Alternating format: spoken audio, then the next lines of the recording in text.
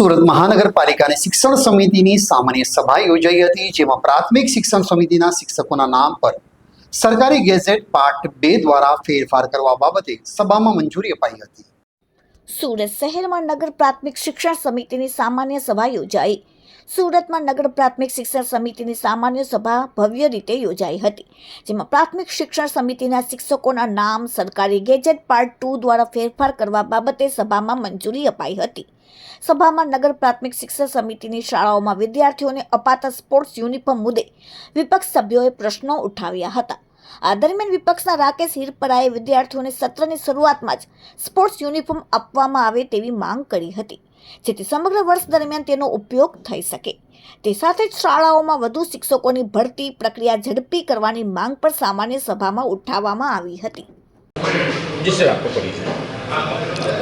રાજેન્દ્ર કાપડિયા, અધ્યક્ષ નગર પ્રાથમિક શિક્ષણ સમિતિ. આજે શિક્ષણ સમિતિની સભા મળી હતી, શું મુદ્દા મેઇન થયા?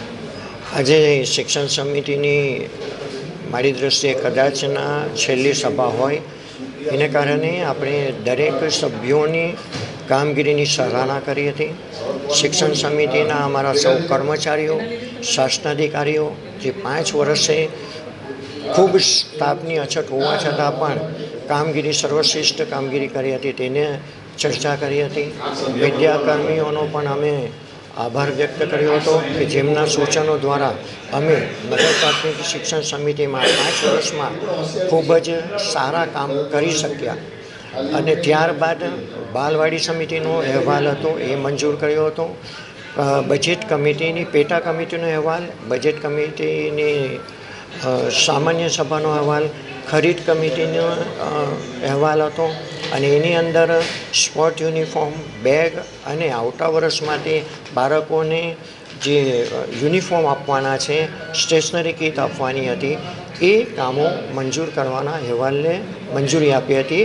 અને ભવન કમિટી દ્વારા જે સફાઈ માટે શાળાઓમાં જે ગ્રાન્ટનો વધારો કરવામાં આવ્યો હતો, એ કામને મંજૂરી આપવામાં આવી હતી.